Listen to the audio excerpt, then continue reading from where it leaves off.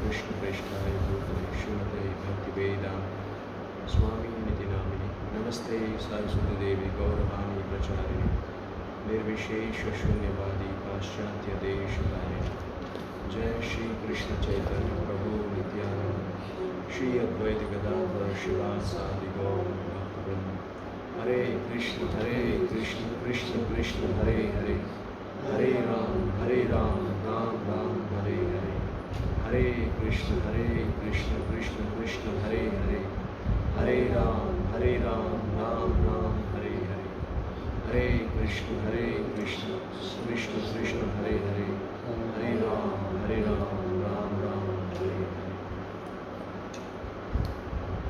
हरे Krishna.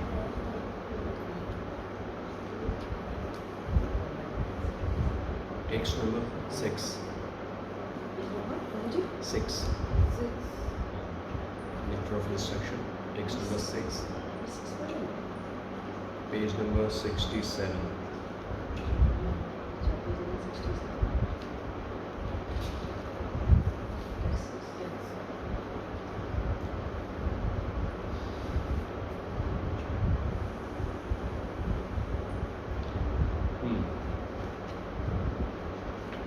So last session, text number 5, जिसमें हमने 3 types of devotees, Kanishta, Madhyama and Uttama. ये 3 categories, neophyte devotees और intermediate devotees and advanced devotees हमने discuss किया और किस तरह से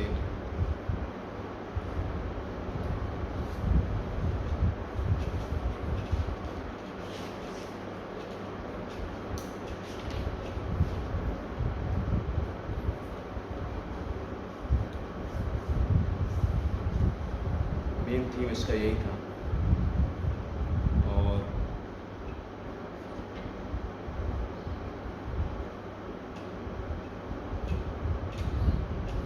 इस श्लोक में ये जो टेक्स्ट है, टेक्स्ट नंबर 6,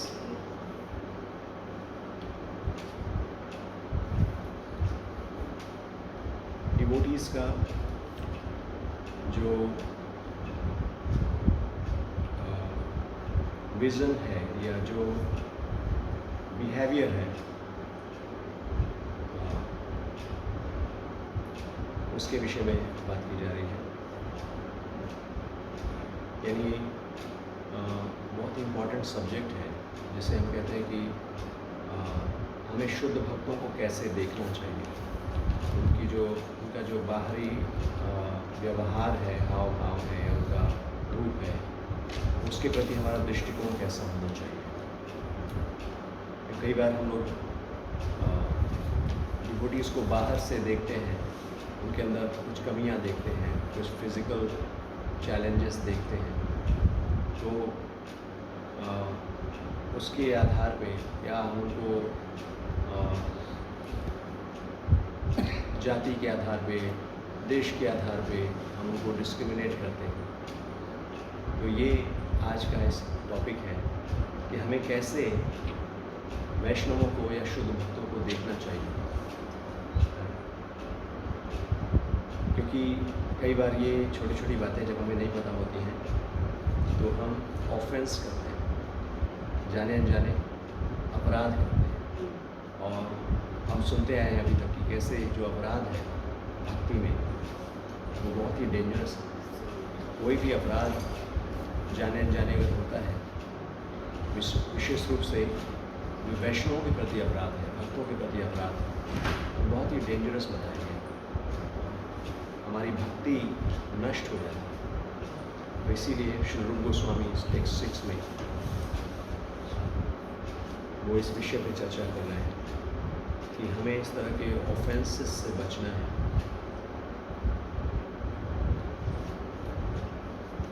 तो इस टेक्स्ट को पढ़ेंगे डायरेक्ट। आज हम लोग कोशिश करेंगे कि टाइम क्या हुआ अभी 11:50 ज़्यादा हो गया, 11:19। ओके, दूसरा असाइनमेंट अभी आ गया है तो quickly let's go through this ताकि 12 कंक्लूड करेंगे। विशाल कुमार पढ़ेंगे translation. Yes, being situated in this original Krishna conscious position, a pure devotee does not identify with the body. Such a devotee should not be seen from a materialistic point of view.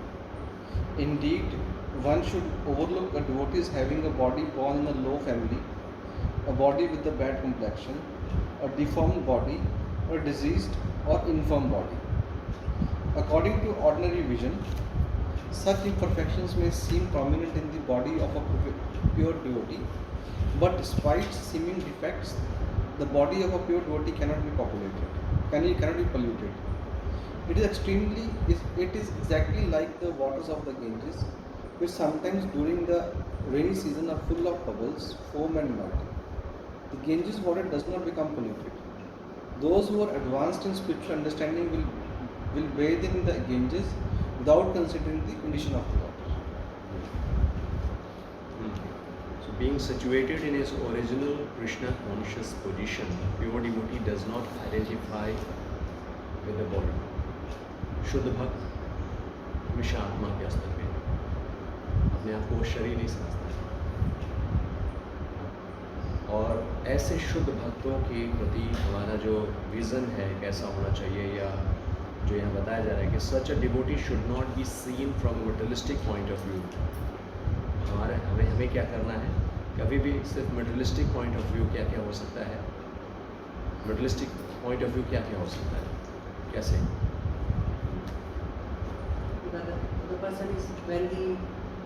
Person, हाँ, यानी कि बहुत rich है, या जैसे यहाँ दिया है कि born in a low family, शूद्र परिवार में जन्म हुआ है। ये सब बॉडीली मटेरियल कॉन्सेप्शन। किसी को ये देखना, ये जो वैष्णव हैं, जो भक्त हैं, वो शूद्र परिवार में इनका जन्म हुआ है, इनका जन्म भारत में हुआ है, उनका विदेश में हुआ है, विदेशी भक्त, ऐसा बोल चाल में हम करते हैं ऐसा।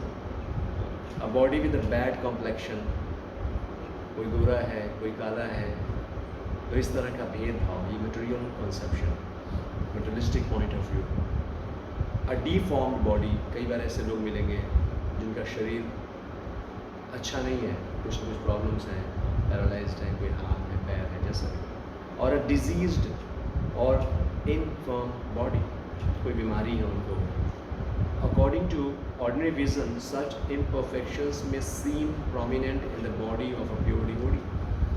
बहुत शुद्ध भक्त होंगे, कई बार उनके शरीर में भी ऐसे लक्षण देखने को मिलेंगे। But despite such seeming defects, the body of a pure devotee cannot be polluted. क्या बता रहे हैं श्री रूप गोस्वामी कि भले ही बाहरी दृष्टि से शरीर में अनेकों दोष क्यों न हो, लेकिन जो भगवान के शुद्ध भक्त हैं, शुद्ध होते हैं, उनके अंदर कोई इम्प्योरिटीज़ नहीं होती। और यहाँ पर तुलना किससे दी जा रही है? It is exactly like the waters of the Ganges, which sometimes during the rainy season are full of bubbles, foam and mud. देखते हैं गंगा नदी, गंगा जल, हाँ, अब गंगा जल पवित्र है क्योंकि भगवान के चरण कमलों का स्पर्श करती हुई वो आती है यहाँ पर, पति तो पावनी है। लेकिन वर्षा ऋतु में ऐसा होता है कि वहाँ पे भी मड है। वैसे तो अभी वर्षा ऋतु ही नहीं, बल्कि जो फैक्ट्रीज़ और सब सारा जो उसका वेस्ट मटेरियल है सब वो उसी में डाल देते हैं, तो बहुत ही पॉल्यूटेड नज़र आएंगे ऊपर से। लेकिन जो इंटेलिजेंट है या जो महिमा जानता है गंगा की महिमा, ऐसा व्यक्ति वो दोष नहीं देखता है, फिर भी वो गंगा में स्नान करता है, क्योंकि उनको पता है कि ये गंगा मैया वो पतित पावनी है।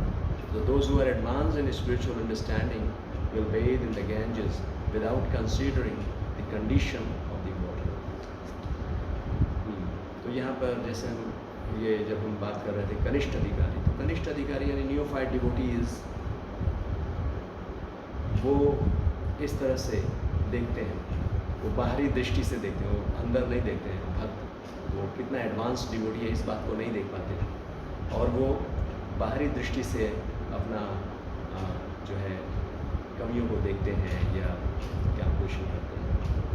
तो यहाँ पर सबसे पहले प्रभुपाद ने ये शुद्ध भक्ति, इसी को डिफाइन किया है। शुद्ध भक्ति, the activity of the soul, proper, in other words engagement in transcendental loving service of the Lord is perform in a liberated condition.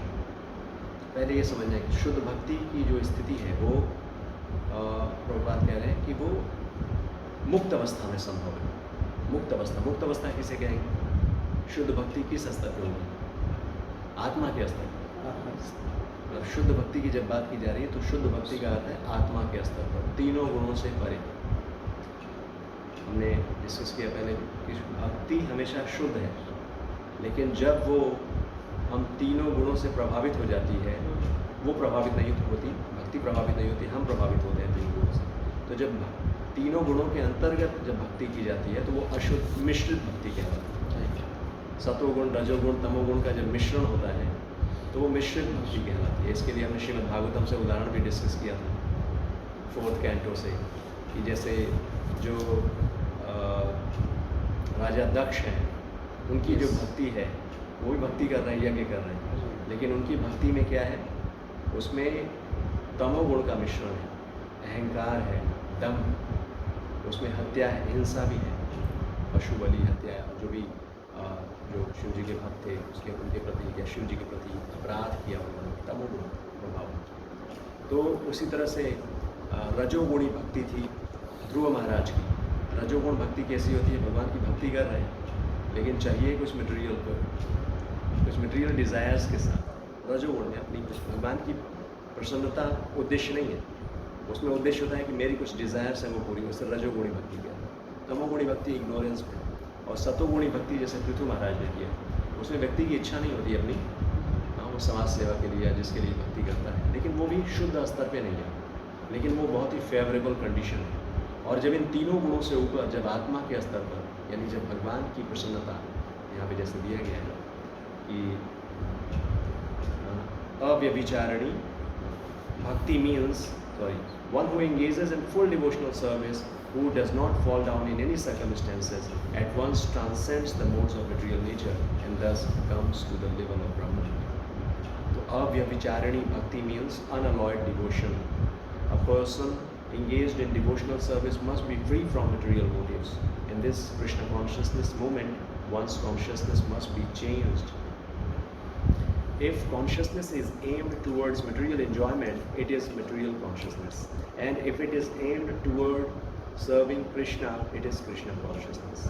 A surrendered soul serves Krishna without material considerations. Anya vilashita sunyam, jnana karmadhyanamritam. Unalloyed devotional service, which is transcendental to the activities of the body and mind, such as jnana, mental speculation, and karma, fruitive work, is called pure bhakti. Bhakti yoga is the proper activity of the soul, and when one actually engages in unalloyed, uncontaminated devotional service, he is already liberated. Swagunan samityaitam. Krishna's devotee is not subjected to material condition, even though his bodily feature may appear materially conditioned. One should therefore not see a pure devotee from a materialistic point of view. Unless one is actually a devotee, he cannot see another devotee perfectly. बहुत अच्छा point है।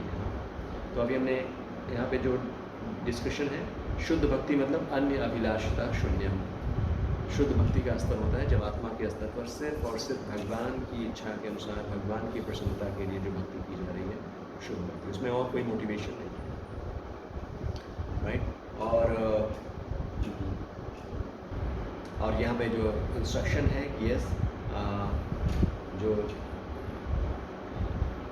भगवान के जो भक्त हैं वो भौतिक गुणों से प्रभावित नहीं होते हैं। One should therefore not see a pure devotee from a materialistic point of view. इसीलिए ये बात कही जा रही है कि हमें भौतिक दृष्टि से नहीं देखना है, आध्यात्मिक दृष्टि से।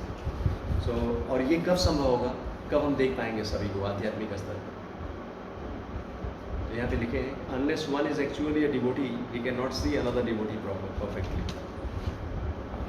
वास्तव में अगर हम किसी में कमियों को देखते हैं, श्रील भक्ति सिद्धांत सरस्वती गोस्वामी महाराज कहते हैं कि वो हमारे अंदर अगर कोई कमी होती है तो हम दूसरों के अंदर कमियों को देखते हैं। अगर हम शुद्ध हो जाएंगे तो हम दूसरों में कमियां नहीं देख पाएंगे, हम दूसरों में अच्छाइयाँ देखेंगे। If we are seeing defects in others, it means it's a mirror. हमें समझ लेना चाहिए कि कमी वो हमारे अंदर है। As explained in the previous verse, there are three types of devotees. तो ये कनिष्ठ अधिकारी, मध्यम अधिकारी और उत्तम अधिकारी की बात की जा रही है। और वही कनिष्ठ अधिकारी जैसे बताया जा रहा है कि वो डिवोटी और नॉन डिवोटी में कह रहे हैं डिफ्रेंशिएट नहीं कर पाता है, क्योंकि वो simply concern with worshipping the deity in the temple. तो ये सब हमने डिस्कस किया पहले के श्लोक में कि कनिष्ठ अधिकारी, मध्यम अधिकारी। तो कनिष्ठ अधिकारी डिवोटी और नॉन डिवोटी में डिफ्रेंशिएट नहीं कर पाता, यानी वो डिवोटीज़ को इम्पोर्टेंस देता ही नहीं है देखा जाए।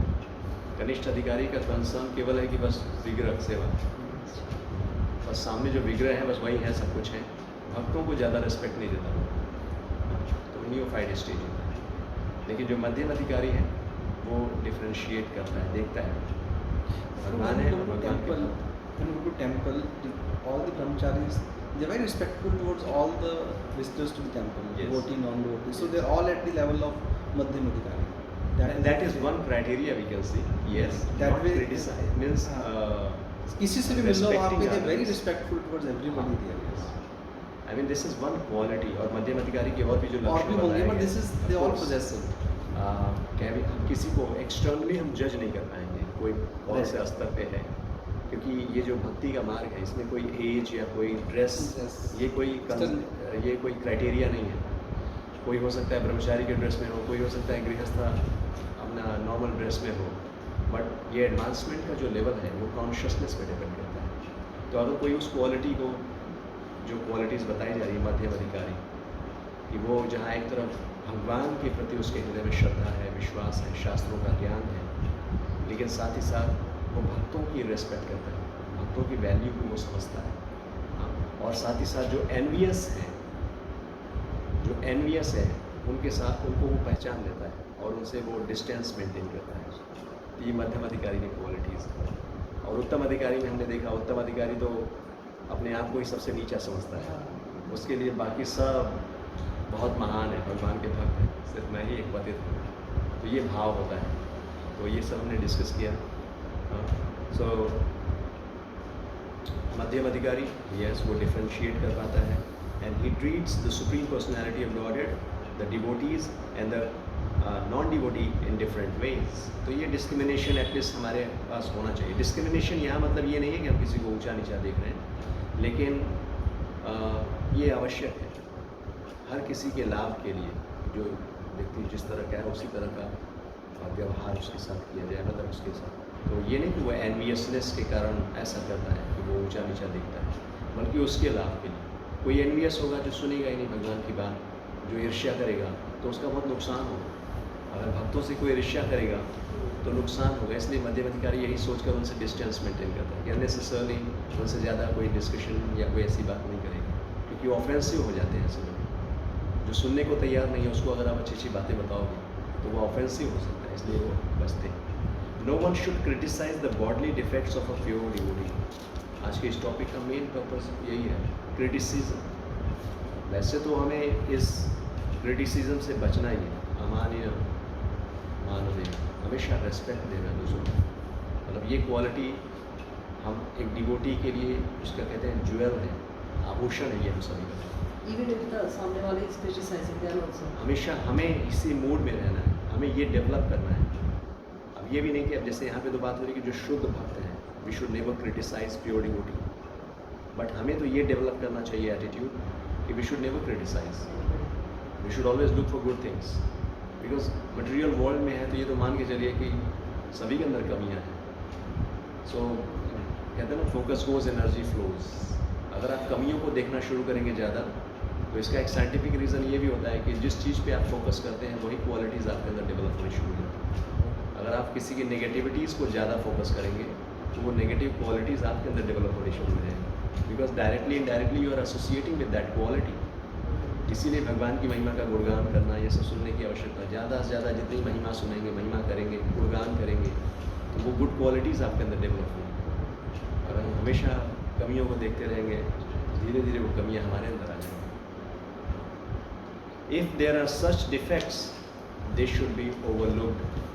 हम मटेरियल स्टेट, हमारी कंडीशनिंग है, हम इतने एडवांस स्टेज में नहीं है, तो एटलीस्ट जो अभ्यास है क्या कर सकते हैं, कुछ कमी है भी इग्नोर करेंगे, ओवरलुक। होता है, सब में कमी है, क्या कर सकते हैं. What should be taken into account is the spiritual master's main business, which is devotional service, pure service to the Supreme Lord, as stated in Bhagavad Gita. Api chetsu duracharo bhajate mamananibha sadhurev samantavya samyak vyavasito hi sa.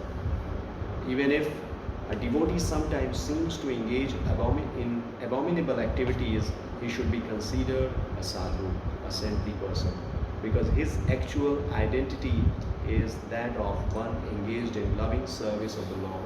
In other words, he is not to be considered an ordinary human being. तो यहाँ पे प्रभुपाद कह रहे हैं कि सबसे पहले हमें क्या करना है, हमें अपने मेन बिजनेस की ओर फोकस करना चाहिए. मेन बिजनेस क्या है? What is our main business? Loving service. Loving devotional service, bhakti. तो अपने मेन बिजनेस की तरफ फोकस रहेंगे तो ये जो छोटी छोटी चीज़ें हम नेगेटिविटी और क्या चल रहा है इस सब से हम इसको ओवरलुक कर रहे हैं. अगर मेन बिजनेस की तरफ फोकस नहीं होगा तो फिर हम उलझ जाएंगे. हाँ, क्योंकि हम ये दो ही रास्ते हैं हमारे पास, या तो भक्ति है या तो माया है. या तो माया की सेवा करेंगे या भगवान की सेवा करेंगे. तो अगर अपने का आपको ज़्यादा से ज़्यादा भगवान की सेवा में लगा के रखेंगे तब तो बचे हैं. एक रुकेगा तो दूसरे में एंगेजमेंट नेचुरल है. फिर हम लोग क्या करेंगे, उलझ जाएंगे ऐसे ही मटेरियल एक्टिविटीज़ में, मटेरियल डिस्कशन में, मटेरियल एसोसिएशन में. तो यहाँ पे इसीलिए प्रभुपाद कह रहे हैं अपने मेन बिजनेस में फोकस करना चाहिए. और जैसे यहाँ बताया गया अगर हम शुद्ध भक्तों के अंदर कुछ ऐसे डिफेक्ट्स हमें नज़र आ भी रहे हैं तो ये बात जैसे भगवान कह रहे हैं यहाँ पर भगवद गीता का ये श्लोक है 9.30. यदि कोई व्यक्ति, कोई भक्त है, अगर वो जघन्य अपराध भी कर बैठता है, जघन्य अपराध, सिंफुल कुछ ऐसा कर बैठता है, तो भी भगवान क्या करें, उसे साधु समझना चाहिए, क्योंकि वो निरंतर भगवान की भक्ति में लगा हुआ है. तो ये ये भगवद गीता का ये बड़ा इंपॉर्टेंट श्लोक है. कहने का मतलब प्रपात पर्पट में ये भी लिख रहे हैं, ऐसा नहीं कि कोई बार बार गलतियाँ कर रहे हैं. होता है जैसे कई बार भक्त हैं और उनके जीवन में भी कई ऐसी घटनाएं घट जाती हैं, जाने अनजाने कोई ऐसी घटना घट जाती है, तो इमीडिएटली हमें ये नहीं सोचना चाहिए कि अच्छा इतने समय से भक्ति कर रहे थे, देखो आज हम उनका मान लीजिए किसी कारण से कुछ गड़बड़ हो गया, तो इमीडिएटली हमें रिजेक्ट नहीं कर देना चाहिए, क्रिटिसाइज नहीं करना चाहिए. कुछ सिचुएशंस ऐसी होती हैं, कभी ऐसा हुआ और वो सिम्टम्स देखने को मिल जाएंगे, समझ में आएगा.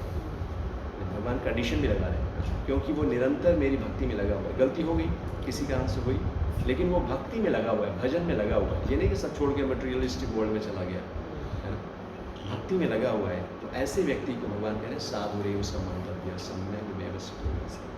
ऐसे व्यक्ति को साधु ही समझना चाहिए. लेकिन कोई बार बार वही गलती कर रहा है, फिर डिस्टेंस मेंटेन करना चाहिए. हमें क्रिटिसाइज नहीं करना चाहिए एटलीस्ट. तो ये सब हम लोग IDC जब करते हैं डिसाइपल कोर्स, तो ये सब टॉपिक्स पे डिटेल डिस्कशन होता है, क्योंकि ये माया जगत है. बड़े एडवांस लोग भी कई बार उनका फॉल आउट हो जाता है, गिर जाते हैं किसी भी कारणवश. तो इसलिए ये सब कुछ हमारी एक तो इसीलिए ये टॉपिक इसमें मेंशन है क्योंकि हमें अपनी भक्ति को बचा के रखना है. हमें अपनी भक्ति को बचा के रखना है. और क्रिटिसिज्म, निंदा, ये हमें भक्ति से बहुत दूर ले जाता है, हमारी सब बहुत पीछे लेकर चला जाता है. इवन जो भगवान के शुद्ध भक्त, बल्कि वो तो ये कहते हैं कि जो भक्त नहीं है उसकी भी निंदा मत करो, क्योंकि आगे चल के वो भक्त बन जाएगा, वैष्णव अपराध हो जाएगा. क्योंकि आज हम देख रहे हैं कि वो भक्ति में नहीं है. अगर कल 2-4 साल बाद, इवन 1-2 जन्मों के बाद भी अगर वो कल को भक्त बन गया, तो ये जो हमने अपराध किया है उसके प्रति, तो मुझे कर्म भी तो खराब हो गया ना. हाँ. क्रिटिसाइजिंग का आपका कर्म ही खराब हो गया. हाँ, अल्टीमेटली तो कर्म एक हो गए. हम यहाँ पे अपराध की, तो कर्म में पाप कर्म और अपराध में अंतर है. अच्छा, ये दोनों में अंतर है. मान लीजिए पाप कर्म कर दिया, ये जो भक्त नहीं है उनके प्रति या कुछ आपने सिंफुल एक्टिविटी कर दी, जो शास्त्रों में मेंशन है, नशा करना, जुआ खेलना, झूठ बोलना, ये सब पाप कर्म है. किसी को शोषण करना पाप कर्म है. लेकिन पाप कर्म में अपराध में अंतर है. पाप कर्म में तो ठीक है, आपसे पाप कर्म हो गया, आप नाम जप करेंगे, भक्ति करेंगे, वो सारे पाप कर्म से मुक्त हो जाएंगे आप. लेकिन अपराध बहुत डेंजरस है. अपराध होता है किसी वैष्णव के प्रति. जब हम जानबूझकर किसी वैष्णव की निंदा करते हैं, उसको नीचा दिखाने का प्रयास करते हैं, इसे अपराध कहा गया है। अपराध जो आपको दूर ले जाता है भगवान से। राधा रानी की कृपा फिर आपको नहीं मिलती है। But Prabhuji, whoever is a devotee, irrespective of any caste, is called Vaishnava. ये सब वैष्णव, यही अभी डिस्कशन में जा रहा है, यही पॉइंट है। इसी की बात की जा रही है, किसी भी जाति। अब आगे पढ़ते हैं, इसको समझ में आएगा। तो पहली बात कि अगर कोई भक्त है, भक्ति में है, अगर उसको किसी कारण से पतन भी हो जाता है तो भी भगवान कह रहे हैं निंदा नहीं करनी है, उसे भक्त समझना है। एटलीस्ट अलर्ट रहिए, सावधान रहिए, निंदा तो मत जो है ना कि पंडित जो होते हैं मंदिर पूजा टेम्पल्स के जो पंडित हैं, पंडित ब्राह्मण्स में प्रॉपर ब्राह्मण, तो दे आर वैष्णव्स। कीजिए। वैष्णव पंडित और वैष्णव का सिंपल डेफिनेशन जो है वो भगवान विष्णु राम के भक्त जो हैं, और भगवान का नाम जप करने वाले, जो भगवान का नाम जप कर रहे हैं, ये वैष्णव। जैसे ही आपने नाम जप शुरू कर दिया, आप वैष्णव की कैटेगरी में आ गए। अब वो वैष्णव में भी अलग अलग कैटेगरी, जैसे हम बात कर रहे हैं कि कनिष्ठ अधिकारी, मध्यम अधिकारी, उत्तम अधिकारी, वो लेवल ऑफ एडवांसमेंट डिफरेंट होगा। बट किसी ने भी जिसने भगवान के नाम को स्वीकार कर लिया है, भगवान की भक्ति में लग चुका है, गुरु की शेल्टर में, तो वो वैष्णव हो गया। चैतन्य महाप्रभु से शिवानंद से नहीं पूछा वैष्णव कौन, तो उन्होंने कहा कोई एक नाम भी ले ले भगवान का तो वैष्णव है। फिर आगे उन्होंने कहा कि जो निरंतर भगवान का नाम ले रहा है वो वैष्णव है। फिर अगली बार जब आगे पूछा उन्होंने, तो उन्होंने कहा जिसको देखने से कृष्ण की स्मृति हो जाए। जैसे आप ऐसे वेशभूषा में हैं या नाम जप कर रहे हैं, कंठी माला पहने, तिलक लगाएं, या आपका व्यवहार ऐसा है, भक्ति इतनी उत्तम स्थिति में है, आपकी अच्छी स्थिति में है कि आपको देखते ही कोई हरे कृष्ण बोले, आप है वैष्णव। तो ये सब अलग अलग लक्षण हैं। तो अब यही पॉइंट जो आपने पूछा, even though a pure devotee may not be born in a Brahmana और Goswami family, if he is engaged in the service of the lord he should not be neglected. In actuality, there cannot be a family of Goswamis based on material considerations, caste or heredity. तो ये point clear कर रहे हैं हम कि जाति के नाम पे, कोई वंश के नाम पे ये नहीं। कोई डिवोटी अगर वो ये सोचते हैं कई बार ब्राह्मण फैमिली में जन्म हुआ है, गोस्वामीज की परंपरा में फैमिली में जन्म हुआ है तो गोस्वामीज है, नहीं, ऐसा नहीं। शुभ रूप गोस्वामी कह रहे हैं ऐसा नहीं। The Goswami's title is actually the monopoly of pure devotees. ये जो गोस्वामी शब्द का अर्थ है वो क्या है? गो मीन्स सेंसेस, स्वामी, जिन्होंने अपने मन को, इंद्रियों को नियंत्रित किया है, उनको गोस्वामी कहते हैं। तो जो भी व्यक्ति भक्ति में है, मन और इंद्रियों को नियंत्रित कर चुका है, वो गोस्वामी है, चाहे वो किसी भी जाति में उसका जन्म हुआ हो, किसी भी देश में उसका जन्म हुआ हो। तो ये कोई कहे कि नहीं हम गोस्वामी परिवार से हैं तो हम भी गोस्वामी हैं, नहीं। प्रॉपर एग्जाम्पल देते हैं, कोई डॉक्टर का बेटा ये नहीं कह सकता कि मैं डॉक्टर हूँ, उसको डॉक्टर की डिग्री लेनी पड़ेगी, उसके पास क्वालिफिकेशन होना चाहिए। यस नो, सिंपल है समझना। मेरे फादर डॉक्टर हैं तो मैं भी डॉक्टर हूँ, ऐसा मैं नहीं कह सकता हूँ, मुझे डॉक्टर बनना पड़ेगा ना उसके लिए। तो उसी तरह से यहाँ पर गोस्वामी बनने के लिए आपको क्वालिफिकेशन होना चाहिए। रूप Goswami and Sanatan Goswami had practically become Mohammedans and had therefore changed their names to Dabir Khash. अच्छा यहाँ पे दे रहे हैं, the Goswami's title is actually okay. Thus we speak of the 6 Goswamis headed by Rup Goswami and Sanatan Goswami. तो जैसे हम हमारी ये जो रूप गोस्वामी सनातन गोस्वामी हैं, हाँ, ऐसे ही बाकी जो श्री चैतन्य महाप्रभु के जो शिष्य 6 गोस्वामियों की हम बात करते हैं। तो यहाँ पे प्रभुपाद लिख रहे हैं कि जैसे ये जो गोस्वामी हैं, हालांकि ये तो सारस्वत ब्राह्मण परिवार से थे, जाति के आधार पर भी देखें तो बड़े उत्तम कोटि के ब्राह्मण थे ये, लेकिन चूंकि ये उस समय नवाब हुसैन शाह के शासन में ये राज्य कर रहे, शासन में सेवा कर रहे थे, तो इनको जो पदवी मिली थी बड़ी ऊंची पोजीशन पे थे ये, है ना। एक दबीर खाश और शाकर मलिक, ये पोजीशन है, नाम भी मिल गया। और उसी तरह से क्योंकि मुस्लिम शासन में थे और मुस्लिम नवाब के शासन में कार्य कर रहे थे, तो इनका रूप रंग भी पूरा मुस्लिम की तरह हो गया, लंबी लंबी दाढ़ी और बड़े बड़े बाल, और इस तरह से मुस्लिम शासन में थे। तो दबीर खास और शाकर मलिक इनका नाम पड़ गया था, एकदम मुस्लिम की तरह, मोहम्मडन्स की तरह ही रहते थे, ऐसा बताया जा रहा है। और इनका पोजीशन क्या था? एक जो प्राइम मिनिस्टर थे, एक फाइनेंशियल मिनिस्टर थे। तो लेकिन चैतन्य महाप्रभु की कृपा से चैतन्य महाप्रभु ने उन्हें गोस्वामी का टाइटल दिया। तो यहाँ पे फिर बताया जा रहा है गोस्वामी वही शब्द का अर्थ क्या है। तो जो व्यक्ति अपने मन को या अपने इंद्रियों को कंट्रोल नहीं कर सकता है, ऐसा व्यक्ति गोस्वामी नहीं कहलाएगा। तो इस फॉर्मूला के अकॉर्डिंग क्या कह रहे हैं, the Goswamis who are descendants of Shri Nityananda Prabhu and Shri Advaita Prabhu are certainly devotees, but devotees coming from other families should not be discriminated against. कई बार लोग कहते हैं ना कि अच्छा हम नित्यानंद प्रभु के परिवार परंपरा से हैं या उनके उस लाइन से हैं, अद्वैताचार्य, ठीक है वो डिवोटीज़ हैं, उनकी लाइन में तो कोई आ रहा है डिवोटीज़ हैं, लेकिन इसका मतलब ये नहीं है कि कोई दूसरे परिवार से, कोई विदेशों में किसी का जन्म हुआ है किसी दूसरे परिवार में, तो वो गोस्वामी नहीं कहलाएगा, ऐसा नहीं है। So whether the devotees come from a family of previous acharyas or from an ordinary family, they should be treated equally. यानी one should not think, oh here is an American Goswami and discriminate against him. तो ये बहुत भारत में चलता है, ये American, ये Jagannathpuri temple में भी नियम है, जगन्नाथ मंदिर में दर्शन करने के लिए जो विदेशी भक्त हैं वो नहीं जा सकते। अभी भी नहीं ना उसका मतलब? नहीं, अभी भी इसीलिए बहुत संख्या में विदेशी भक्त जो आते हैं वो दर्शन करते हैं, गुंडीचा मंदिर मार्जन करते हैं, क्योंकि जगन्नाथ मंदिर के अंदर प्रवेश उनका वर्जित है। तो ये सब डिस्क्रिमिनेशन है। प्रभुपाद कभी लाइक नहीं करते थे, लेकिन लॉ ऑफ द लैंड जिसको बोलते हैं, ठीक है, अगर यहाँ का नियम है तो उस नियम का पालन भी करो। Indira Gandhi was refused entry in the temple. हाँ, She is a Muslim, right? So- Parsi. नहीं तो Muslims are also only Hindus आर only Hindus, only Hindus allowed, Jagannathpuri temple में अलाउड नहीं। Indira Gandhi को मना किया। सो एनीवे वो नियम है जो भी चला आ रहा है, परंपरा चली आ रही है, बट यहाँ पर हमें ये पॉइंट समझना है कि हमें इस दृष्टि को नहीं रखना है। बोलचाल की भाषा में चीज़ें आती, भाव हमारा बहुत क्लियर होना चाहिए कि भक्तों को ये बाहरी दृष्टि से उनको डिस्क्रिमिनेट नहीं करना है।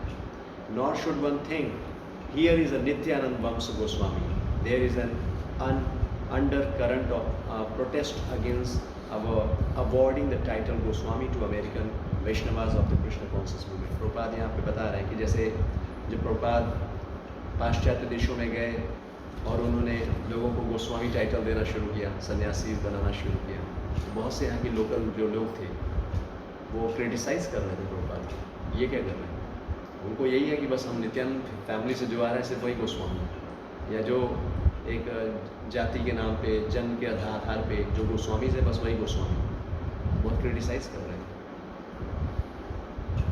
Sometimes people flatly tell the American devotees that their sannyas or title of Goswami is not bona fide. However, according to the statements of Srila Rupa Goswami in this verse, an American Goswami and a Goswami in family of Acharyas are not different. On the other hand, a devotee who has attained the title of Goswami but is not born of a Brahmana father or of a Goswami in the family of Nityanand or Advaita Prabhu should not be artificially puffed up by thinking that he has become a Goswami. तो दोनों point बता रहे हैं प्रभुपाद। एक तो ये कि हमें ये नहीं समझना है कि किसी का जन्म गोस्वामी परिवार में नहीं हुआ तो गोस्वामी नहीं है। दूसरी बात, अगर जन्म गोस्वामी परिवार में या ब्राह्मण परिवार में नहीं हुआ है लेकिन उसको गोस्वामी का टाइटल मिल चुका है तो उसको भी पफ्ड अप नहीं होना चाहिए, ये अहंकार नहीं होना चाहिए कि मैं गोस्वामी हूँ। हाँ।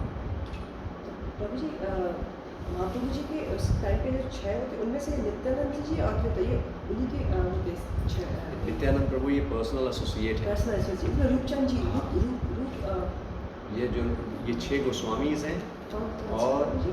उसके अलावा पंच तत्व जिसे कहते हैं, चैतन्य महाप्रभु के जो मुख्य पार्षद, यहाँ पे वो तस्वीर जैसे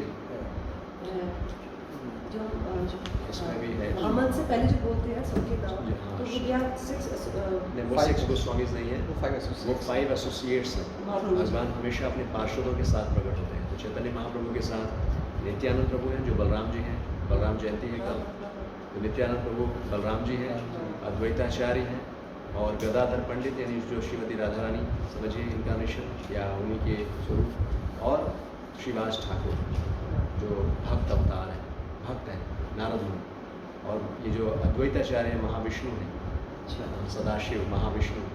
तो भगवान जब भी प्रकट होते हैं तो उनके जो अपने पर्सनल एसोसिएट हैं, पार्षद हैं, मुख्य पार्षद, वो हमेशा अपने साथ में लेकर आते हैं। भगवान कृष्ण आते हैं, बलराम जी हमेशा साथ में, चैतन्य महाप्रभु आए तो चैतन्य महाप्रभु जो स्वयं कृष्ण हैं तो उनके साथ बलराम जी हैं नित्यानंद। कि ये इसलिए मोहम्मद से पहले उन्हीं का नाम उनको उनको वो करते हैं। हाँ, इसको हम पंच तत्व प्रणाम मंत्र बोलते हैं, पंच तत्व प्रणाम मंत्र। तो क्योंकि चैतन्य महाप्रभु की कृपा से हम ये नाम ले रहे हैं, तो नाम में महामंत्र के प्रति कोई अपराध भी होता है तो क्षमा करते हैं।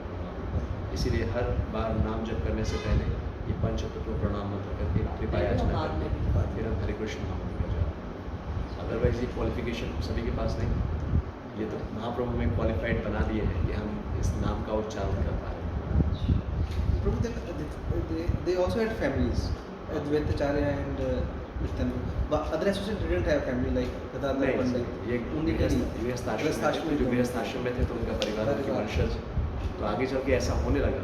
कई बार उनके वंशज के लोग ही ये क्लेम करने लगे आगे चल के, कई लोग यही कि मैं नित्यानंद प्रभु की फैमिली से हूँ तो गोस्वामी तो आज भी है ये आज भी बहुत से लोग क्लेम करते हैं।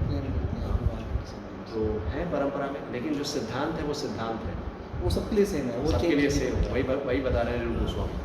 तो रूप गोस्वामी जी ये किनकी उसमें है? रूप गोस्वामी चैतन्य महाप्रभु के शिष्य हैं। Side. 6 गोस्वामी, अच्छा 6 गोस्वामियों में जो प्रमुख गोस्वामी है रूप गोस्वामी, सनातन गोस्वामी, अच्छा तो ये प्रथम शिष्य हैं चैतन्य महाप्रभु के, अच्छा जिन्होंने चैतन्य महाप्रभु ने इनको वृंदावन भेजा अच्छा। अलग अलग प्रचार करने के लिए भक्ति का और वृंदावन को प्रकट करने के लिए। जिन्होंने आज जो भी हम ग्रंथ ये पढ़ रहे हैं, है ना, बहुत मुख्य ग्रंथ जो भक्ति के, जैसे रूप गोस्वामी जिनकी हम ग्रंथ पढ़ रहे हैं नेक्टर ऑफ इंस्ट्रक्शन, तो इन्होंने एक ग्रंथ और दिया भक्ति रसामृत सिंधु, जिसको लॉ बुक कहा जाता है। इस्कॉन का जो लॉ बुक है वो है भक्ति रसामृत सिंधु। ये सब क्वालिटीज़ हमें डेवलप करनी है। ये तो नियोफाइट के लिए बना, लेकिन देखो अभी यही बुक हम पढ़ रहे हैं, लग रहा है बहुत एडवांस है। Yes, बहुत advanced है। लेकिन ये क्वालिटीज़ हमें डेवलप करनी है, यही हमारा उद्देश्य है। निंदा से बचना है, भक्तों की सेवा, वैष्णव सेवा, जितनी भी ये सब, ये छोटी सी बुक है बट ये लाइफ है। हमें इसको रोज़ पढ़ना चाहिए, मनन करना चाहिए, इसको जीवन में उतारने का अभ्यास करना है। सोचिए एक ये क्वालिटी अगर आप डेवलप कर लेते हैं तो सभी निंदा नहीं करेंगे, आपने बहुत बड़ी क्वालिटी अर्जित कर ली। कहीं ना कहीं हम इतने कंटेमिनेटेड स्टेट में होते हैं, कंडीशन स्टेट में हैं कि जाने अनजाने हम किसी न किसी की निंदा करते ही हैं, कमियां देखते ही हैं, है ना। लेकिन एटलीस्ट अभी हम प्रैक्टिकल अप्रोच में देखें तो हम क्या कर सकते हैं कि अगर मन में किसी के प्रति कोई भाव आता भी है तो एक बात का ध्यान रखना है, उसको जुबान पे नहीं आने देना। कम से कम इतनी तपस्या हमें करनी है। मन में अगर कुछ है ऐसी बात, क्योंकि इतना आसान नहीं है, कॉन्टेमिनेशन है। हम लोगों के बारे में कुछ नेगेटिव सोचते हैं, कुछ किसी ने कुछ कह दिया, कुछ बोल दिया तो आता है। लेकिन एक तपस्या हम शुरुआत कर सकते हैं सबसे पहले, क्या प्रैक्टिकल, कि एटलीस्ट हम बोलेंगे नहीं। आ गया कान है, सुन लिया, सुनना भी। अब निंदा करना उतना ही डेंजरस है और निंदा सुनना भी उतना ही डेंजरस है। अगर कोई व्यक्ति निंदा कर रहा है किसी भक्त की निंदा कर रहा है तो तुरंत बचना चाहिए। कैसे? बचना मतलब या तो आप टॉपिक चेंज कीजिए, सुनिए मत, है ना। कई बार ऐसा होता है कि आप जिससे बात कर रहे हैं उसको रोक भी नहीं सकते हैं, है ना। तो वैसे तो मतलब इतना डेंजरस है ये भक्ति को नष्ट कर देती है। तो या तो स्थान छोड़ दीजिए, हाँ, बल्कि ये बताया गया 3 उपाय बताया गया है। कान बंद कर लीजिए, स्थान छोड़ के चले जाइए। कोई व्यक्ति अगर किसी भक्त की निंदा कर रहा है तो या तो आपके पास इतनी अंडरस्टैंडिंग हो, शास्त्रों की इतनी अच्छी समझ हो कि आप उस व्यक्ति को पराजित करें, मतलब अपनी बातों से उसको रोकें या जो भी उसको वो करें। और अगर दोनों में से कोई कार्य नहीं कर सकते कि न तो आप शास्त्रों से पराजित कर पा रहे हैं और न ही स्थान छोड़ के जा पा रहे हैं, तो तीसरा उपाय बताया गया है, सुसाइड कर लीजिए। हाँ प्रभु महामंत्र, मन ही मन महामंत्र बोलते हैं। नहीं, ये मैं बता रहा हूँ क्योंकि सुसाइड कहने का मतलब अब सुसाइड नहीं करना है, कहने का मतलब कि इतना डेंजरस है ये कि हमें यही प्रयास करना है कि निंदा सुननी नहीं है और न निंदा करनी है। बट वो मटेरियल लाइफ में like office work and all कहीं ना कहीं क्रिटिसिज्म तो होता ही है, किसी ने कुछ वो गलत अलग, कर वही दिया, कह वो रहे हैं, अलग, यहाँ उससे पे इसीलिए भी हमने balance डिस्क्रिमिनेट किया, हाँ, कैसे? यहाँ पे इसीलिए हमने डिस्क्रिमिनेट किया।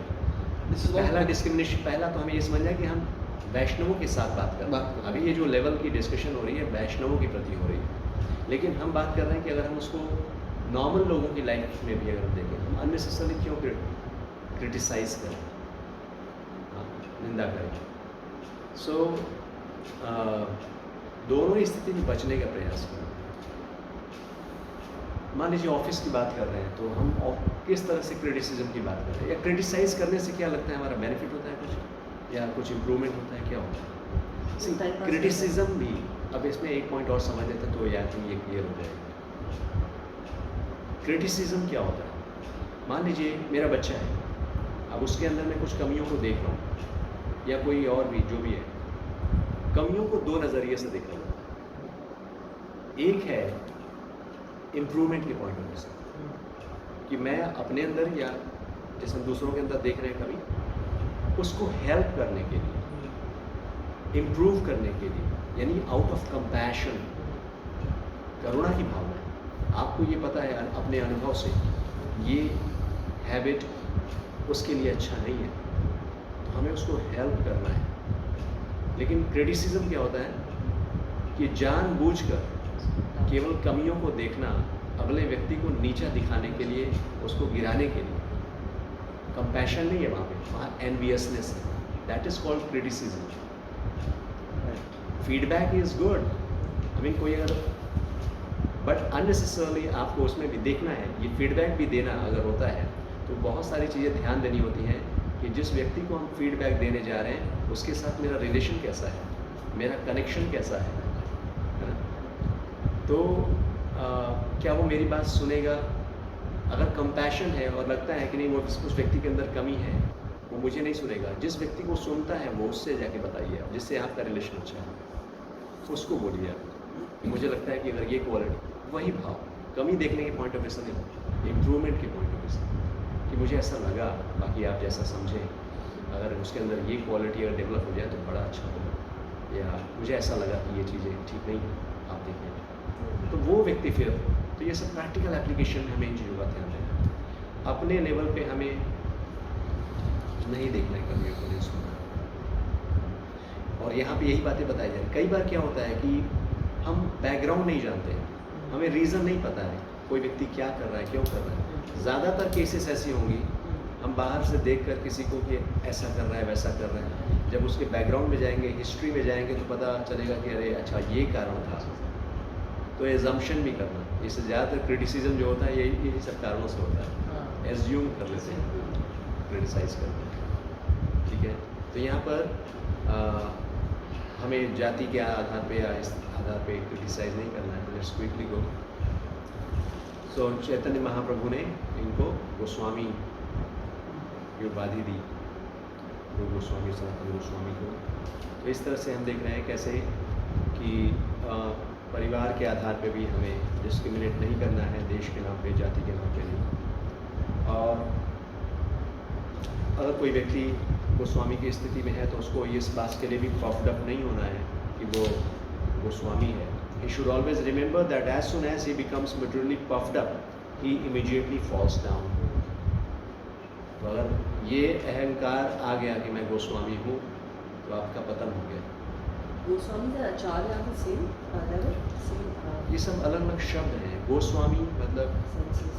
ये सब क्वालिफिकेशंस हैं। गोस्वामी का मतलब जिसने अपने इंद्रियों को, मन को नियंत्रित कर रखा है, रेगुलेटेड, अननेसेसरली वो एजिटेटेड नहीं है, उसके अंदर मटेरियल डिज़ायर्स नहीं है, वो कृष्ण कॉन्शियसनेस में लगा है, गोस्वामी।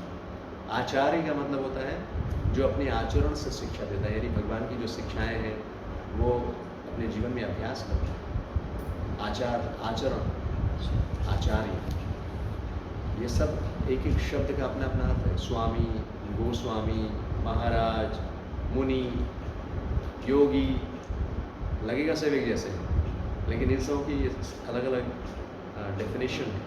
तो यहाँ पे हम गोस्वामी यानी जिन्होंने अपने इंद्रिय को, और तो बात करें कि this moment is meant for the Paramhamsas who are completely free from all jealousy. Paramam nirmatsarana. One should not be jealous whether he is born in a family of Goswamis or as the title of Goswami awarded to him. Envious नहीं होना है, jealous नहीं होना है, ईर्ष्या नहीं करना है। हाँ। तो क्योंकि ये जो मोमेंट है, ये जो ISKCON शिल प्रभुपाद ने हमें बना के दिया है, कह रहे हैं वो परमहंसों के लिए परमहंस बनना है। परमहंस, हंस की एक क्वालिटी होती है। क्या क्वालिटी होती है? पानी में से मिल्क। हाँ, अगर दूध उसको दिया जाएगा, मतलब कहने मतलब एक उदाहरण के तौर पे कि उसमें से पानी को अलग कर देता है और दूध ले लेता है, राइट। है ना? तो ये इसकी क्वालिटी है।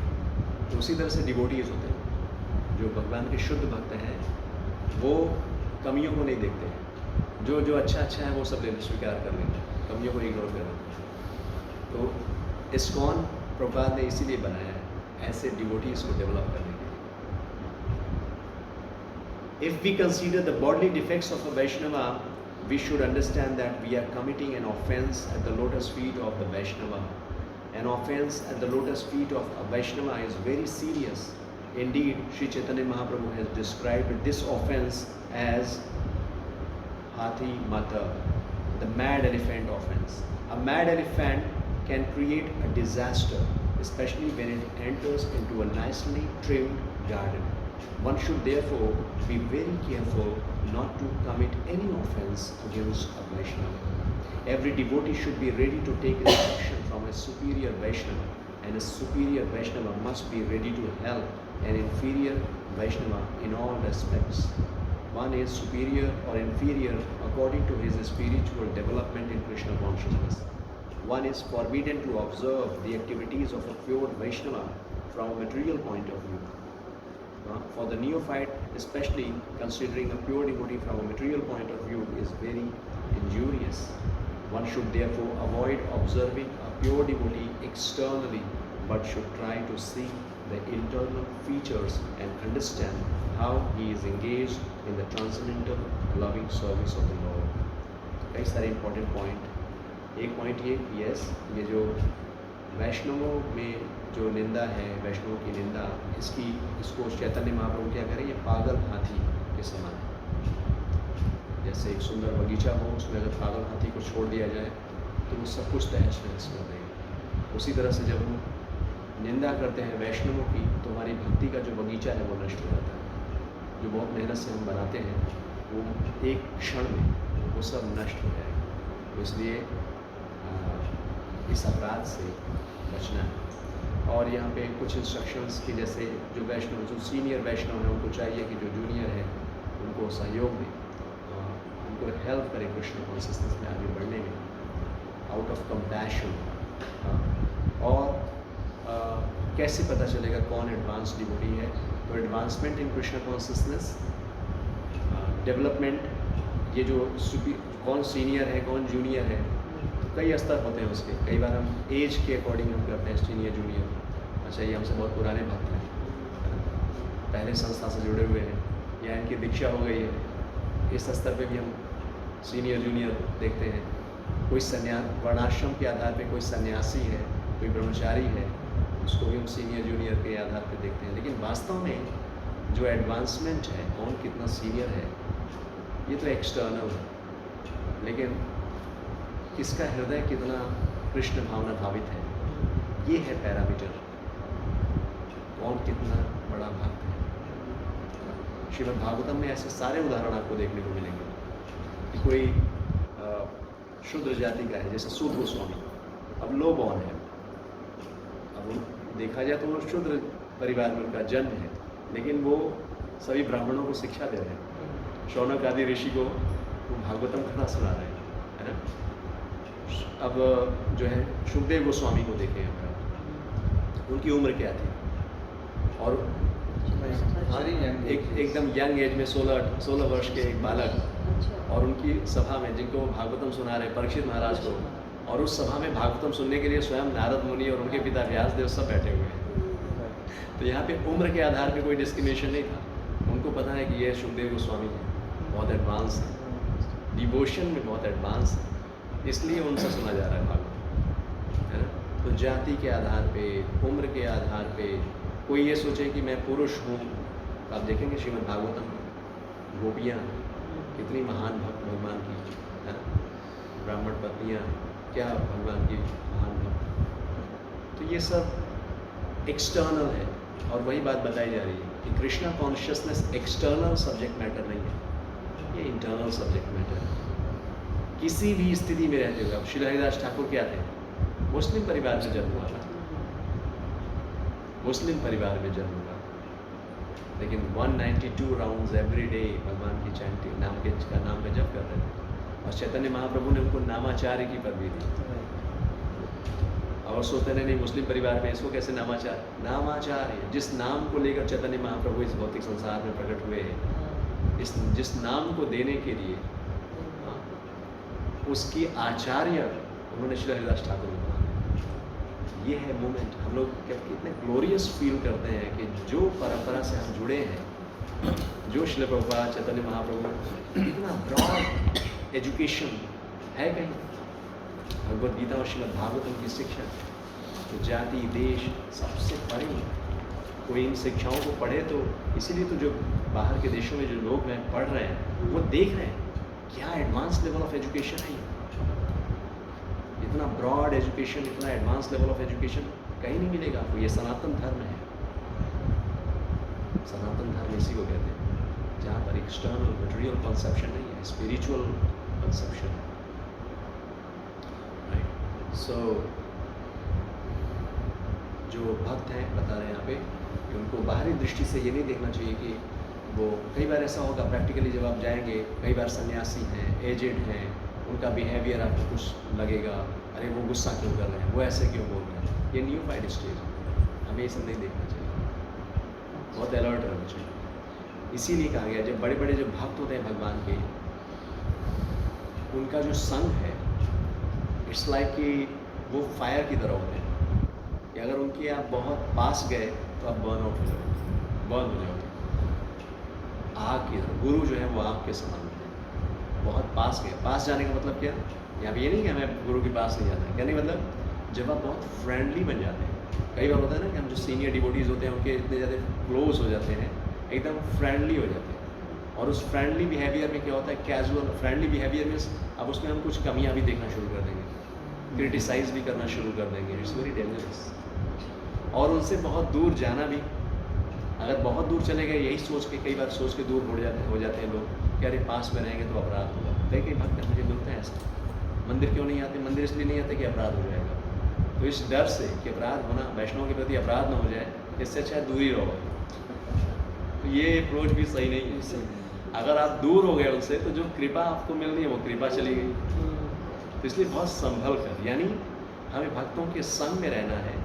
अमानी न मान देना कीर्तनीय सदा है, चैतन्य महाप्रभु की ये जो शिक्षा है कि आप हमेशा सम्मान दीजिए, सेवा कीजिए। हाँ, आपका कोई सम्मान करे ना करे, जितना ज़्यादा, जैसे सम्मान देना तो है, एक कला हम सीख रहे हैं कि हमें हमेशा हाथ जोड़ना है, रेस्पेक्ट देना है बाय हार्ट, सिर्फ ऊपर ऊपर से नहीं, क्योंकि ये भी हैबिट डेवलप हो जाती है। हम प्रणाम तो करते हैं लेकिन बाय हार्ट नहीं है।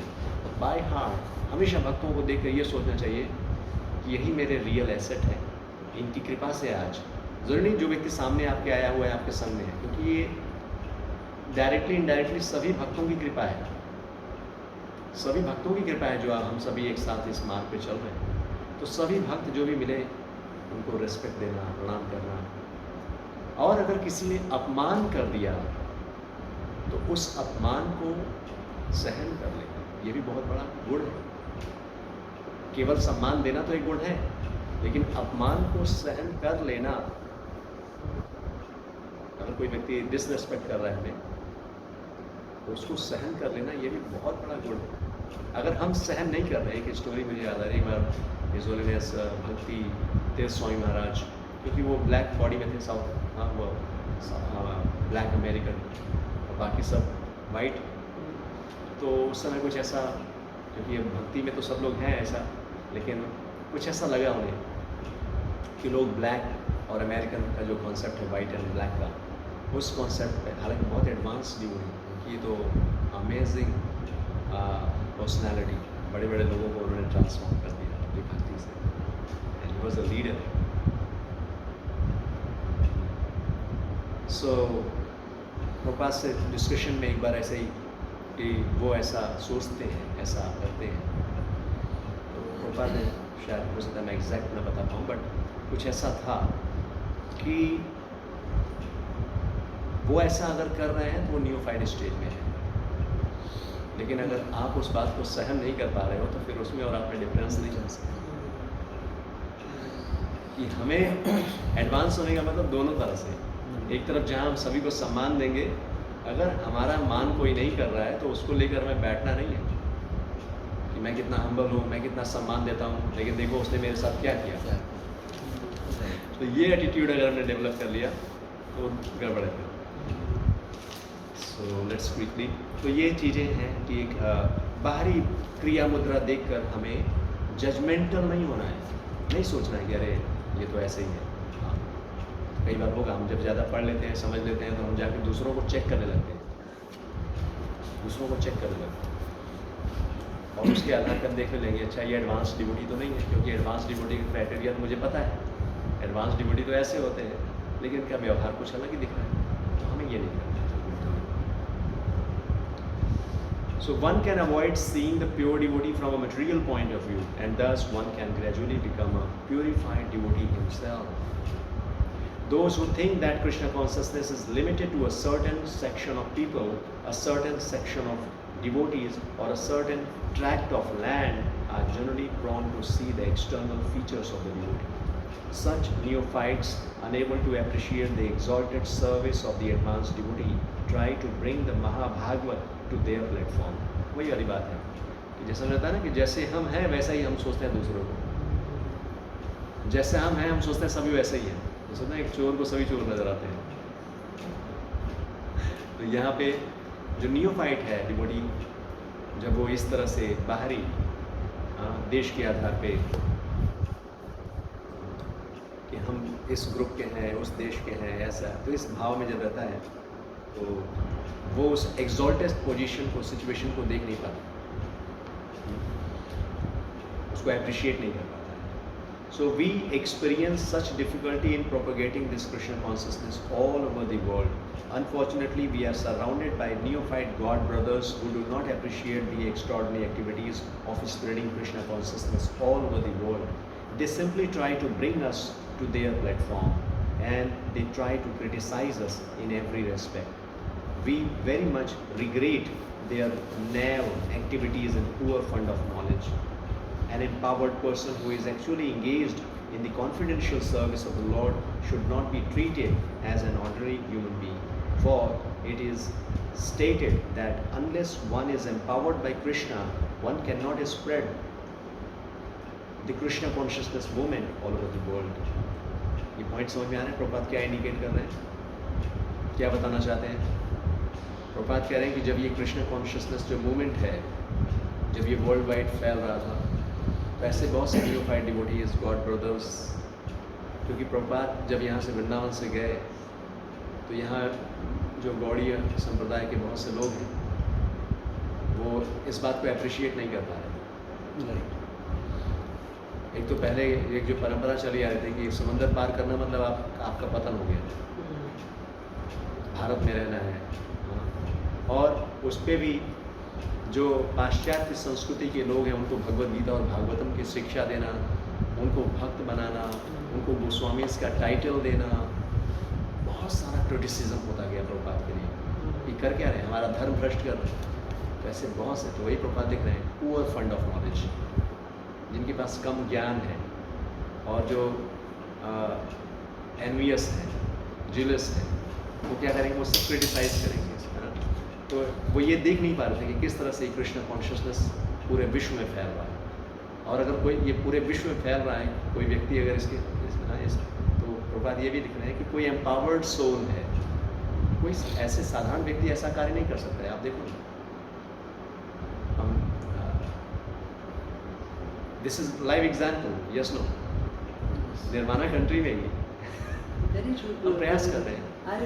एंड मैं इस पैराग्राफ को पढ़ रहा था तो मैं अपनी कंडीशन सोच रहा था कि रियली ये जो प्रीचिंग है, it's not about how you speak और means all your external qualification will nothing will work. अगर कंपेयर करें प्रभुपाद को एज ए पर्सनैलिटी, जो आज का पैरामीटर है मटेरियल वर्ल्ड में सक्सेस का, बड़े एलोकेंट स्पीकर थे, बड़ी हैंडसम पर्सनैलिटी थी, एकदम यंग एज था, एकदम इन्फ्लुएंशियल स्पीकर, मोटिवेशनल स्पीकर, वो कुछ भी ऐसा नहीं था। लीन थीन बॉडी, कोई बहुत पैसा था, पावर था, पोजीशन था, कुछ भी नहीं था। What was that power? Krishna भक्ति, गुरु की कृपा थी।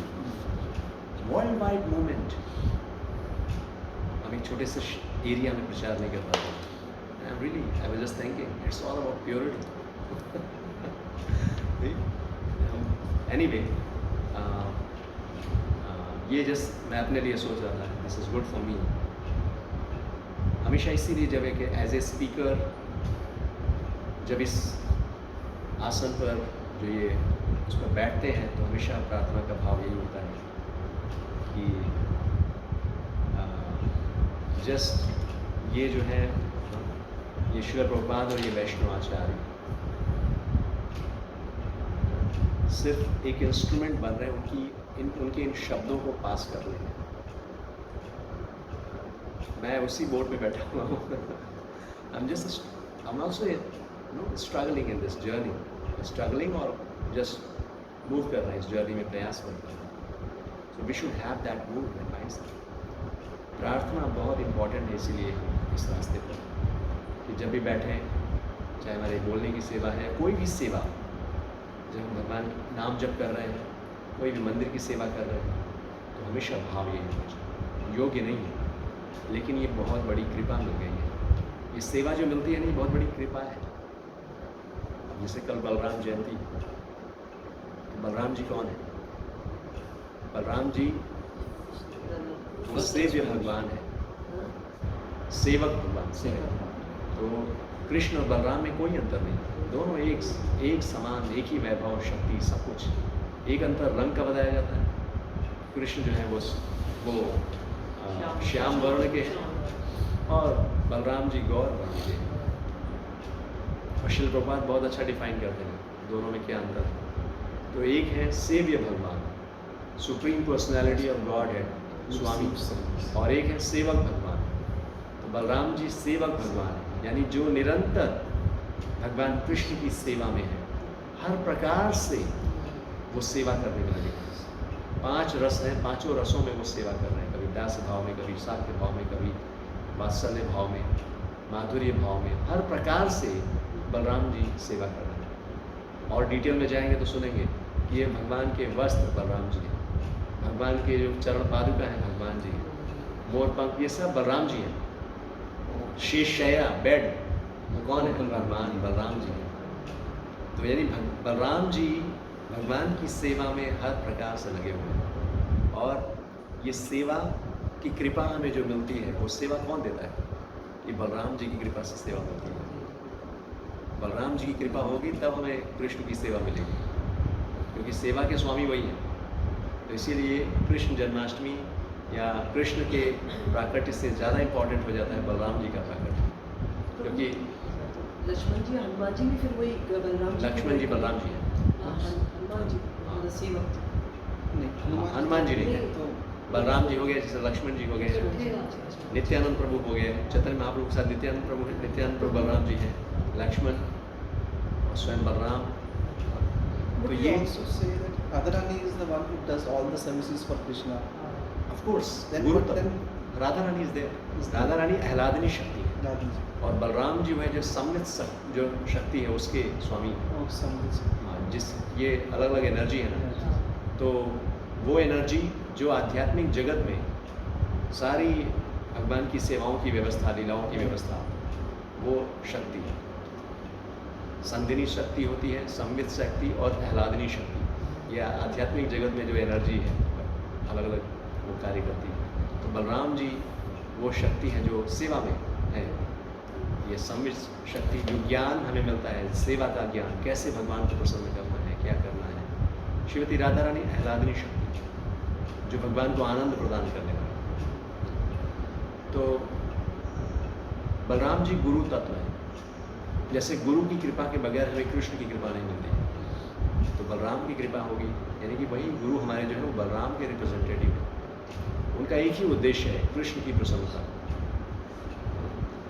तो ऐसे गुरु और बलराम जी की जब हम कृपा प्राप्त करते हैं तो हम कृष्ण की सेवा मिलती है।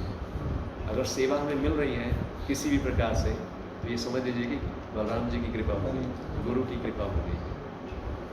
और ये सेवा का भाव जो हम डिस्कस कर रहे हैं, इस सेवा का भाव क्या होना चाहिए कि ये हमारे अपनी शुद्धि के लिए है, प्यूरिफिकेशन के लिए। तो यहाँ पर प्रभुपाद यही बता रहे हैं कि बहुत से लोग क्रिटिसाइज कर रहे थे। When one thus criticizes a pure devotee, he commits an offense, Vaishnava aparadh, that is very obstructive and dangerous for those who desire to advance in Krishna consciousness. इस बात को बार बार रिपीट किया जा रहा है। वैष्णव अपराध जो भक्ति में आगे बढ़ना चाहते हैं ये बहुत ही डेंजरस है। A person cannot derive any spiritual benefit when he offends the lotus feet of a Vaishnava. Everyone should therefore be very careful not to be jealous of an empowered Vaishnava or a शुद्ध वैष्णवा। यानी अब कोई भक्त जो है, एक तो हमें सम्मान करना है सभी भक्तों का, और हम जब देखते हैं कि दूसरे भक्त जो बड़ी बड़ी सेवाएं कर रहे हैं और बड़ी बड़ी उपलब्धियां हासिल कर रहे हैं, तो हमें प्रसन्न होना चाहिए। हमें यही भाव रखना चाहिए कि भगवान की कैसी कृपा उनके जीवन में है, भगवान के हाथ को देखना चाहिए। कैसी कृपा है, भगवान ने उनको माध्यम बनाया है और वो इतनी अच्छी सेवा कर पा रहे हैं। हमें इंस्पिरेशन लेना चाहिए। अगर हमने आउट ऑफ जीलस ये सोचना शुरू किया कि वो ऐसा कैसे कर पा रहे हैं और उनको हम नीचा दिखाने के लिए कुछ क्रिटिसाइज करें, निंदा करें, तो ये बहुत डेंजरस है। It is also an offense to consider an empowered Vaishnava an object of disciplinary action. It is offensive to try to give him advice or to correct him. तो ये भी एक अपराध माना जाता है। मान लीजिए कोई बहुत बड़े गुरु है, सन्यासी हैं, उनको जाके हम गाइडेंस दे रहे हैं, इंस्ट्रक्शन दे रहे हैं, नहीं सोचना चाहिए ऐसा। तो और जैसे कोई लेक्चर दे रहे हैं सन्यासी या सीनियर डिवोटीज लेक्चर दे रहे होते हैं, तो मान लीजिए किसी ने प्रश्न पूछा, कई बार ऐसा होता है या हम बैठे हैं साथ में, कई बार किसी ने प्रश्न पूछा, भले ही उसका आंसर हमें पता है लेकिन हमें बोलना नहीं चाहिए।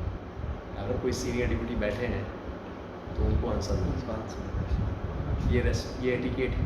एक सेशन बल्कि इस तरह का जो सेशन है वैष्णव एटिकेट, ये ज्वेल है हम सभी के लिए। वैष्णवों के लिए जो आभूषण है वो है वैष्णव सदाचार। इन छोटी छोटी बातों को अगर हम ध्यान देंगे तो हम अपराधों से बचेंगे और कृपा बहुत जल्दी होगी। तो शांत रहना चाहिए, अननेसेसरली या सुझाव अपना नहीं। अगर वो सुझाव मांग रहे हैं, कई बार होंगे बड़े सीनियर सन्यासी होंगे, मान लीजिए हम बहुत एजुकेटेड हैं, किसी फील्ड में बहुत एक्सपर्ट हैं, तो जो गुरु हैं सन्यासी हैं वो पूछते भी हैं आप बताइए कैसे करना चाहिए, तब आपके लिए सेवा है, तब ये सेवा है, तब आप बताइए। One can distinguish between a neophyte Vaishnava and an advanced Vaishnava by their activities. बाहर से नहीं पता चलेगा हमें, मतलब ऐसे देख कर नहीं पता, मतलब कहने मतलब यही एक्टिविटीज़ हमें डिस्टिंग्विश करती हैं, अलग अलग करती हैं। The advanced Vaishnava is always situated in a spiritual as the spiritual master, and the neophyte is always considered his disciple. The spiritual master must not be subjected to the advice of a disciple, nor should a spiritual master be obliged to take instruction from those who are not his disciples. This is the sum and substance of Srila Rupa Goswami's advice in the 6th verse. तो गुरु है तो वो बाध्य नहीं है कि अगर हम कोई शिक्षा दे रहे हैं या कोई उपदेश दे रहे हैं, कोई बात हम बता रहे हैं, तो उसको मानने के लिए वो बाध्य नहीं है। और साथ ही साथ गुरु इस बात के लिए बाध्य नहीं कि कोई दूसरे गुरु की कोई शिष्य हो और कोई वो बात कहे तो उसको माने। एडवांस सो वो स्वतंत्र है इस पॉइंट ऑफ व्यू, मानना या न मानना। हमें ये सब कुछ पॉइंट्स हैं आज की जो हमने डिस्कशन किया। So very very important learning. In nutshell कौन सी क्वालिटी है जो हमें डेवलप करनी है आज के इस सेशन से,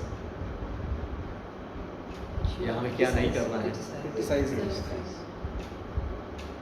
enviousness, being jealous of someone, ये हमें डेवलप करना है, इसकी प्रैक्टिस करनी है। How can we do that? क्या करना चाहिए इसके लिए? डिलिबरेटली, कॉन्शियसली हम कैसे करेंगे, क्या करेंगे डेली बेसिस पर? प्रैक्टिकल एप्लीकेशन में प्रभु जी, अब अगर किसी के बारे में पता है तो हम एक डिस्टेंस मेंटेन करके रखते हैं कि Try to find सामने something- वाले में हाँ Please speak. अगर कमियां हैं तो आप बता रहे हैं क्या करना है? हमें पता है सामने वाला क्या कर रहा है तो हम एक डिस्टेंस मेंटेन कर लेते हैं। ठीक है, एक डिस्टेंस मेंटेन। अगर कोई व्यक्ति बार बार निंदा कर रहा है किसी की, निंदा कर रहा है पर अभी हम वैसे इतने एडवांस तो नहीं है नहीं, ऐसे ऑफ stage कोर्स में। हम इसी क्योंकि जर्नी में हमें अगर एडवांस कोई करना है, ये अवेयरनेस। लगातार करता है तो थोड़ा तो कहीं हर्ट होता ही है। किसकी निंदा, हमारी मेरी अपनी या दूसरों की? नहीं मैं नहीं, जैसे कोई व्यक्ति मेरे बारे में बुरा कह रहा है, हाँ हम उसको टॉलरेट नहीं कर रहे हैं, बेटर है डिस्टेंस मेंटेन। डिस्टेंस मेंटेन कर ठीक है, एक सिचुएशन ये भी अच्छा है, ये एक ये सिचुएशन है। मतलब इसको इस तरह समझना है कि कोई व्यक्ति अगर क्रिटिसाइज कर रहा है खुद को, मतलब मुझे, या मतलब जिससे मैं बात कर रहा हूँ, अगर वो व्यक्ति मुझे क्रिटिसाइज कर रहा है तो हमें हर्ट नहीं होना है। अभी हमने एक पॉइंट यही सीखा कि अगर कोई हमें हमारी निंदा कर रहा है तो हमें हर्ट नहीं होना चाहिए, है ना? ठीक है, मतलब इसीलिए तो हमें विनम्र होने का मतलब है कि हमें समझना चाहिए ठीक है मेरे अंदर कमियां हैं, क्रिटिसाइज कर रहा है, बल्कि ये देखना चाहिए कि जो कई बार क्या होता है कि जो क्रिटिसिज्म है, जैसे कई बार एक्सपर्ट्स होते हैं कहते हैं क्रिटिक को अपने साथ रखो। क्यों? क्योंकि वही व्यक्ति बताएगा आपके अंदर क्या कमियां हैं, है ना? कई बार वो आपके एडवांसमेंट के लिए अच्छा भी है, बट पॉइंट इज यहाँ पे ऑफ कोर्स हमें ऐसे नेगेटिव सिचुएशन से अपने आप को बचा के रखना है। विशेष रूप से जब कोई व्यक्ति दूसरों की निंदा हमारे साथ कर रहा हो, कई बार हम प्रजल्पा बोलते हैं उसको, दो लोग आपस में मिल गए और कुछ भक्तों के बारे में चर्चा शुरू कर दी और आउट ऑफ एनवियसनेस कोई व्यक्ति शुरू कर रहा है, कोई डिस्कशन कर रहा है, बोल रहा है उस व्यक्ति के बारे में, अरे तो ऐसे ही है वैसे ही है, बहुत सारी बातें होती हैं। अब हम उसको सुनने में लगे हुए हैं, वो डेंजरस है। वो बोलने वाले के लिए भी और सुनने वाले के लिए, दोनों के लिए डेंजरस है। तो हमें उस सिचुएशन से कैसे बचना है ये हम सीख रहे हैं। अवॉइड, उस एसोसिएशन में ज़्यादा न रहें, या फ्रेंडली रिलेशन है जो भी है तो बता दें, उनको भी टाइम गाइड करें कि no it's not good, time place circumstances के अकॉर्डिंग। तो ये समय में करना है। गुड पॉइंट, डिस्टेंस मेंटेन करेंगे, अवॉइड करेंगे ऐसे डिस्कशंस, ऐसा एसोसिएशन। और क्या कर सकते हैं प्रैक्टिकल लाइफ में इसको इम्प्लीमेंट करने के लिए? भक्तों की या भक्तों के अलावा भी जिनके लिए भी मन में निंदा आ रही हो, प्रैक्टिकली क्या करेंगे? Give it compassion, just give them positive feedback to improve in a way, मतलब not out of enviousness, but हाँ, हमेशा ये भी सोचना चाहिए कि कोई व्यक्ति निंदा कर रहा है, हो सकता है मतलब ये वाला भाव होना चाहिए कि कुछ कमी होगी, कुछ मैंने किया होगा इस जन्म में, पिछले जन्म में, भगवान उसको माध्यम बनाकर कर रहे हैं, ठीक है, बोलने दो। ये सब अच्छे भाव हैं, सोचना चाहिए। डिस्टेंस मेंटेन करने से ये तो हुआ है कि जब आप उनके कांटेक्ट में नहीं रहते तो आपको वो भाव भी नहीं आएंगे। हाँ, वो ठीक है। चीज़ें भी आप हाँ, अपने आप जहाँ छूटने भी बहुत लगती हैं, toxic है, वहाँ avoid करना छूटने चाहिए। लगती है ठीक है। अपने आप। लेकिन ये कि अब आप फिजिकली एक डिस्टेंस तो मेंटेन कर चुके हैं, बट मेंटली अभी वो अंदर है उस व्यक्ति के बारे में। तो अब मैं उस नेक्स्ट स्टेप की बात कर रहा हूँ कि अब हमें उसके ऊपर भी काम करना है। कोई काम करो। तो वो कैसे करेंगे? क्योंकि अल्टीमेटली हमें प्यूरिफाई करना है अपने आप को। तो ये कुछ प्रैक्टिकल छोटी छोटी एप्लीकेशंस जो हमें लाइफ में हेल्प करने वाली है, क्या कर सकते हैं इसके लिए? इसका ऑपोजिट क्या है क्रिटिसिज्म का? Something positive for the person. Appreciation. अगर हम किसी को अप्रिशिएट करना शुरू कर दें, है ना, same person. सही किसी को भी, जैसे जब कभी मठ में रहते हुए दो भक्तों के बीच में मतभेद हो जाता था, और श्रील भक्ति सिद्धांत सरस्वती गोस्वामी महाराज जब उनके पास ये प्रॉब्लम लेकर आते थे कि अरे इनके बीच में आपस में मतभेद है, लड़ाइयाँ चल रही हैं, ये है वो है, तो वो एक प्रैक्टिस कराते थे, मतलब एक टेक्निक। वो जो भी दो लोग लड़ाई कर रहे हैं ना, उनको आमने सामने खड़ा करते थे, बोलते थे आप इनकी 3 क्वालिटीज़ बताओ और आप इनकी 3 क्वालिटीज़ बताओ, अच्छे गुण बताओ। अगर वो सामने ही ना आना चाहे तो वो तो एक डिफरेंट केस है। Just what I am saying, self healing करनी है ना, हमें अपने लिए पहले सोचना है। अपने लिए सोचो। भक्ति मतलब सेल्फ प्योरिफिकेशन फर्स्ट। दूसरा कितना प्योर है नहीं है, अगर वो नहीं भी सुधरता है, हमें अपने आप को प्योर करना अपने है, आप को। अपने आप को हील करना है। तो हमें क्या करना है वो सोचना है। तो हमें अप्रिशिएट करना है। Even a darkest cloud has a silver line. Practical application में क्या कि जिन लोगों के लिए भी मन में ऐसा कुछ आ रहा है, आप कभी बैठ जाइए, पेपर पेन, और कभी कुछ क्वालिटीज़ नोट करिए, क्योंकि जिस उसके अंदर कुछ तो अच्छी क्वालिटीज़ हैं, अभी तो अच्छा कभी न कभी उसने आपके लिए कुछ अच्छा किया है। Start writing down that. हमें एक एक्सरसाइज दी गई थी जब हम वैष्णव सदाचार का कोर्स कर रहे थे कि at least 21 days, even 30 days, every day just find out one quality. एक तो डायरी बनाओ और उस डायरी में उस व्यक्ति की तस्वीर लगाओ जिससे आप एनवियस हैं या और एक क्वालिटी उसके बारे में फाइंड आउट करो, लिख के छोड़ दो। And till 30 days at least you do like this. और उसके बाद डायरी उठाओ और पढ़ो। You will forget everything, you will develop love for that person, right. तो ये छोटी छोटी एक्टिविटीज़ हैं जहाँ एक तरफ ये छोटी सी गलती कितना डेंजरस है, और वही ये डेलिबरेटली कॉन्शियसली ये छोटी सी एक्टिविटी हमारी लाइफ को ट्रांसफॉर्म कर देगी। और इसीलिए उठते ही जो हमारा नियम है, वांछा कल्पतरुभ्यश्च कृपा सिंधु, मंदिर में प्रवेश करते ही वांछा कल्प, तो ये बड़ा कॉन्शियसली, ये नहीं कि सिर्फ एक रिचुअल बन गया है, वांछा कल्पतरुभ्यश्च कृपा सिंधुभ्येव च पतितानां पावनेभ्यो वैष्णवेभ्यो नमः, बोल दिया। ये प्रणाम मंत्र है, सभी वैष्णवों को प्रणाम करते हैं। ये जो वैष्णव हैं वो क्या है, पतितों का उद्धार करने वाले, वो कल्पतरु वृक्ष के समान है, सभी की जो इच्छाएं हैं उनको पूरा करने वाले, पतितों का उद्धार करने वाले हैं। तो ये हम रोज़ प्रार्थना करते हैं, हर रोज़ वैष्णवों को प्रणाम करते हैं कि जाने अनजाने किसी वैष्णव के प्रति मनसा वाचा कर्मणा, मन से, वाणी से, कर्म से अगर अपराध हो गया है तो क्षमा याचना करना ये एक उपाय है। वैष्णव बहुत ही दयालु होते हैं। अपराध हो भी गया, लेकिन अगर आप उन वैष्णवों के चरणों में जाकर कृपा याचना करते हैं कि मुझसे गलती हो गई, मुझे क्षमा करें, मैंने आपके बारे में ऐसा सोचा या आपके लिए मैंने ऐसा बोला, तुरंत आप क्षमा याचना कीजिए, वो तुरंत क्षमा कर देंगे और आप देखेंगे आप भक्ति में कैसे उन्नत करेंगे। अभी बहुत सारा डिटेल है इस टॉपिक पे, इतना डेंजरस कैसे समझेंगे, हम सब अपनी लाइफ में एक्सपीरियंस करेंगे।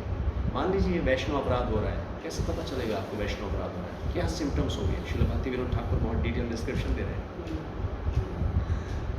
और अमेजिंग डिटेल्स। आई मीन कोई लगेगा अरे इससे क्या रिलेशन है इसका। कई बार भक्ति में आप आगे चल रहे हैं, अचानक से एक स्टक हो जाता है, चीज़ें रुक जाती हैं, नाम में रुचि नहीं, भक्तों के संग में रुचि नहीं, भगवान के दर्शन करने की इच्छा नहीं, मंदिर जाने की इच्छा नहीं, मटेरियल डिज़ायर बड़ी तेज़ी से बढ़नी शुरू हो जाएगी, मटेरियल डिज़ायर्स बढ़नी शुरू हो जाएंगी, मटेरियल लोगों का एसोसिएशन बड़ा अच्छा लगने लगेगा, आप क्रिटिसाइज करना शुरू कर देंगे, फर्दर क्रिटिसिज्म।